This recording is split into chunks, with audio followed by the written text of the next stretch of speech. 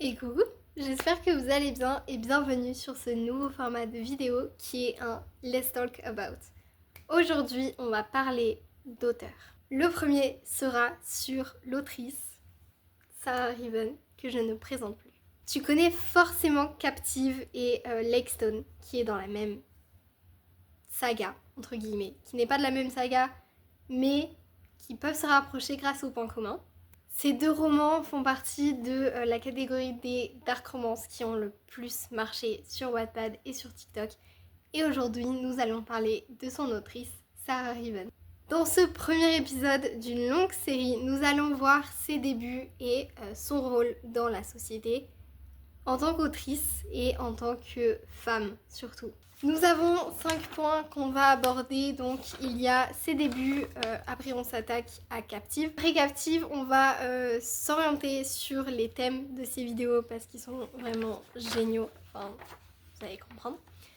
Ensuite, nous allons nous plonger dans l'histoire de Lake Stone et enfin nous verrons les critiques auxquelles elle est attendue, elle, et toute sa catégorie de romance. Alors, pour commencer cette vidéo, on va commencer par ses débuts. Donc Sarah Riven, c'est une autrice algérienne qui est née le 19 décembre 1999 à Alger, donc en Algérie. Elle commence à écrire pour elle-même dès son adolescence et c'est en 2019 qu'elle se lance sur Wattpad avec le pseudonyme The Blood Girl. Je vous l'écrirai juste ici. Elle commence à publier ses premières histoires et dès le début, elle rencontre un succès incroyable, vraiment, et c'est que le début d'une grande aventure. Maintenant, nous allons parler de Captive, donc son œuvre la plus connue. C'est l'œuvre qui l'a fait découvrir sur le BookTok, sur TikTok, sur Wattpad, même si elle publiait déjà sous un pseudonyme. Captive, je n'ai plus besoin de présenter cette dark romance, je vous mettrai les 3 livres ici. Mais sans vous spoiler, je vais vous expliquer en quelque sorte Captive. Je ne vais pas vous faire de résumé, parce que vous pouvez en trouver plein partout et ce n'est pas ce qui m'intéresse. Mais je veux vous montrer la dimension de pourquoi elle a écrit et dans quel contexte. En 2020, elle publie Captive, du coup sur Wattpad, avec le pseudonyme The Blood Girl, donc The Blood Girl. Donc pour le début, elle n'était pas connue sous le nom de Sarah Riven. C'est après avoir publié Captive et après s'être fait remarquer par beaucoup de personnes qu'elle sera reconnue sous le nom de Sarah Riven. Qu'est-ce qu'est Captive? De quoi ça parle? Captive, c'est une dark romance. Vraiment, je vais pas revenir sur les résumés parce que vous en avez partout. Et comme je l'ai dit, c'est pas ce qui m'intéresse. Mais Captive, c'est une dark romance où elle explore plusieurs thèmes. En thème, on va retrouver la passion, la peur, la dépendance et la rédemption. La rédemption, pardon, c'est dur à dire. Donc, comme je l'ai dit au départ, Captive était publiée sur Wattpad et dès les débuts, cette dark romance rencontre un succès vraiment phénoménal avec plus de 7 millions de lectures, il me semble, je crois. Oui. C'est plus de 7 millions de lectures et ensuite elle va signer un contrat d'édition chez Hachette. Donc Hachette, le groupe éditorial, mais la maison d'édition ce sera BMR. Aujourd'hui, à l'heure à laquelle je vous parle, Captive est une trilogie. Donc pas réellement une trilogie, c'est le premier tome, le deuxième tome et entre les deux, il y a le tome 1.5 qui je crois parle de 2 personnages. J'ai pas envie de dire de bêtises, mais je crois qu'il y en a un qui s'appelle Ben et l'autre, je sais plus. Ben et Kiara. Je suis pas sûre. Vraiment, je suis pas sûre. Mais voilà. Du coup, on a 3 livres. Donc, c'est pas réellement une trilogie, mais on peut considérer ça comme une trilogie. En tout cas, pour moi, c'est une trilogie. Même si y a une histoire entre qui n'est pas réellement l'histoire principale de Captive, mais dans la même collection. Je sais pas si mes explications sont claires. Cette saga est traduite dans plusieurs langues. Donc on a français, anglais, espagnol, il me semble, et on a d'autres langages qui ont été traduits pour Captive. Donc là, on voit que le succès de Captive et de Sarah Riven ne s'étend pas qu'à la France, mais elle est vraiment dans le monde entier. Mais ça, on y reviendra. Captive et tous les Captives en général, enfin tout genre les deux plus le 1.5, est vendu à plus de 400 millions d'exemplaires. C'est énorme. Vraiment, c'est énorme. Et petite anecdote, le gros Captive, le premier tome de Captive, était un grand tome. Je l'ai dans ma bibliothèque, je peux vous le montrer. Maintenant, quand on va dans les librairies ou autres, le format a réduit. Qu'est-ce qui s'est passé? Je ne sais pas. Maintenant, nous allons passer au thème exploré par Sarah Riven dans ses livres, dans ses romances, dans ses dark romances surtout, et sur Wattpad. Elle écrit des histoires sombres avec de la dark romance, vraiment les enemies to lovers, enfin on connaît le bail. Mais c'est aussi des œuvres où toutes les émotions, tous les sentiments dominent tout, sur tout le reste. C'est-à-dire que les personnages ont beau se détester, ils vont finir par tomber amoureux. Et ça, c'est beau en vrai. Mais dans la vraie vie, c'est pas ça. Sarah Riven va explorer différents thèmes. Elle va explorer les thèmes de la possession, les traumatismes, et de la reconstruction. Donc reconstruction de soi-même, se retrouver avec soi et pouvoir évoluer. Ça, je pense qu'on est clair. Mais elle va également s'interroger sur l'amour et comment l'amour peut être aussi bénéfique pour des personnages qui, de base, se détestent. Enfin, ça, je pense que vous avez tous compris le principe d'un enemies to lover, mais il est important de le rappeler. Maintenant, on va s'attaquer à Lake Stone, donc son œuvre, sa dernière œuvre, qui maintenant est publiée en 2 tomes. En 2 tomes. Oui, c'est ça. Lake Stone, il a été publié en 2024 et là, Sarah connaissait déjà un succès immense. Donc, le pseudonyme de The Blood Girl de base sur Wattpad, elle en avait pas réellement besoin parce qu'elle était déjà connue. Donc, ses lecteurs, sa communauté, savaient qu'elle écrivait sous pseudonyme, donc ils l'ont tous suivi. Et du coup, maintenant on a Lake Stone qui a été écrit et publié, pareil, il me semble, sur la maison d'édition de Hachette, donc BMR, si je me souviens bien. Donc, Lake Stone, je vais pas vous faire de résumé, parce que, encore une fois, ça ne m'intéresse pas. Mais Lake Stone se rapproche de Captive, mais avec un univers différent. Donc je n'ai pas j'ai pas lu Lake Stone, donc je ne pourrais pas plus vous en dire.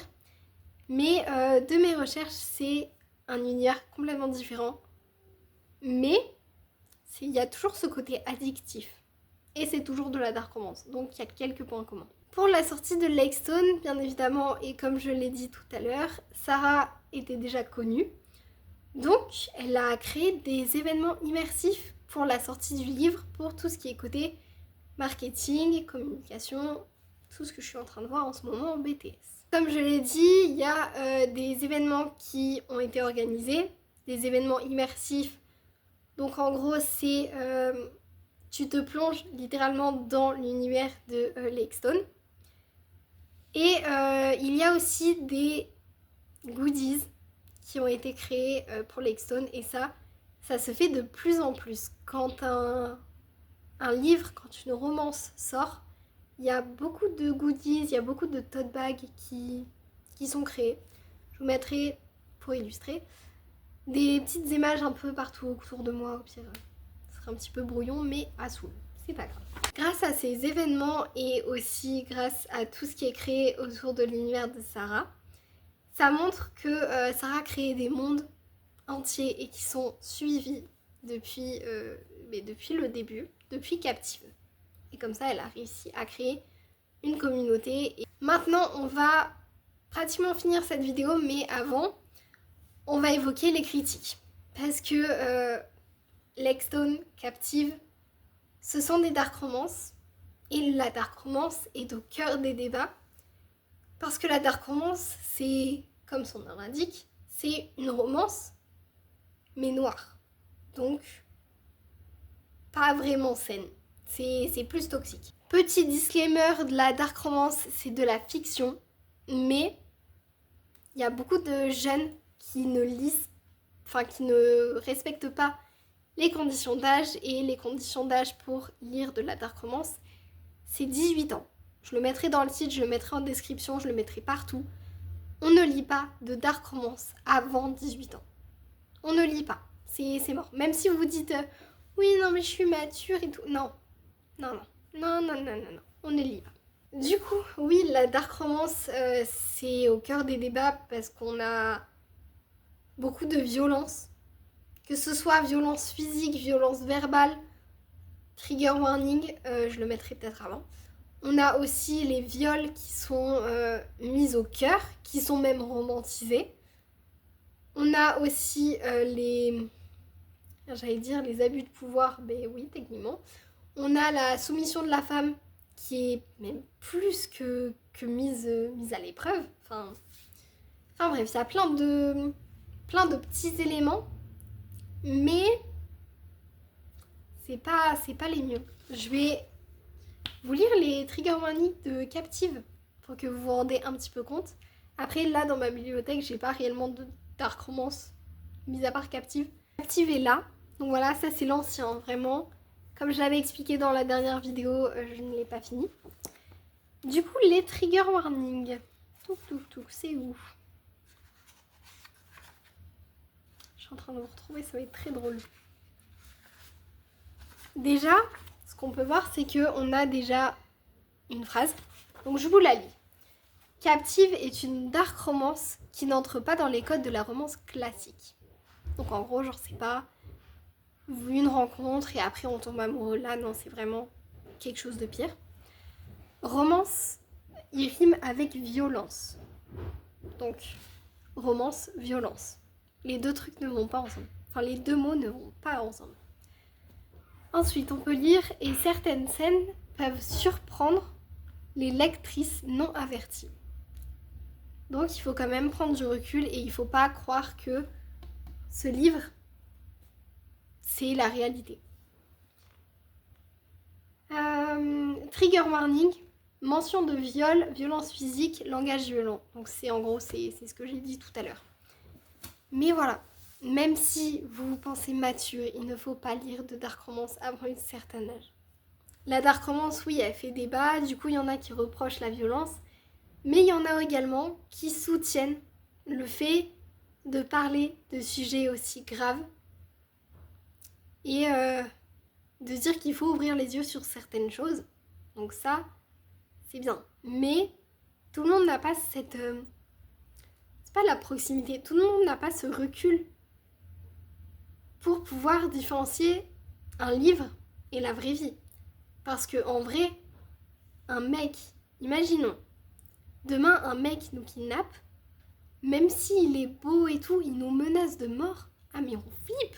On va pas tomber amoureuse de lui, hein. C'est mort. Hein. Bref, je pense que j'ai fait le tour.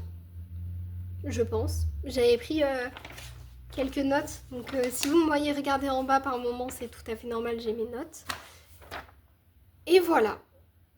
Que vous dire de plus? Ben, je pense que c'est tout pour ce premier épisode. Franchement, j'ai trouvé assez sympa de faire ça. Vraiment, j'aime bien. N'hésitez pas à me dire dans les commentaires si vous avez lu les Captives, Lake Stone ou si vous connaissez l'univers de Sarah. Bien évidemment, je pense que vous allez me dire oui. Mais n'hésitez pas à me partager votre avis aussi. Parce que c'est toujours bien. Vous pouvez également venir me suivre sur Insta. Voilà, je vous mettrai mes 2 comptes Instagram ici. J'ai bugué, je sais pas pourquoi. Et si tu veux que je fasse une vidéo complète sur un des livres, donc que ce soit Captive, Lake Stone, je le pourrai. Juste il faudra me le dire en commentaire ou sur Instagram. Dis-moi également quel autre auteur tu voudrais voir pour le 2e épisode qui sortira le mois prochain. Parce que des formats comme ça, je vais en faire 1 fois par mois, je pense. Ou 2 fois par mois. Je sais pas, je vais voir. Ça dépend. Et du coup, bien évidemment, n'hésite pas à t'abonner et à liker ce format de vidéo si tu aimes bien d'ailleurs. Tu peux toujours voir mes autres vidéos qui sont sur mon profil en bas. Et bien évidemment, viens sur mes réseaux sociaux. Donc je mets mes comptes Instagram ici, mais également mon Wattpad. Donc voilà, parce que j'écris. Faut que je m'y remette, mais j'écris. Et donc, bien évidemment, cet épisode, c'était le premier d'une longue saga, comme je l'ai dit au début de la vidéo. Et on va continuer à plonger dans les nouveautés littéraires, dans les anciennetés aussi littéraires, parce que je ferai prochainement une vidéo sur Dostoïevski pour aider certains d'entre vous, par exemple en français ou autre. Donc, je peux faire des vidéos à votre demande. Faut juste me dire dans les commentaires ou sur Instagram quel auteur ou autrice vous voulez voir, que ce soit contemporain, romantisme, la Pléiade, vous pouvez tout me dire. Donc n'hésitez pas. Et je vous fais des bisous et à la prochaine pour une nouvelle vidéo.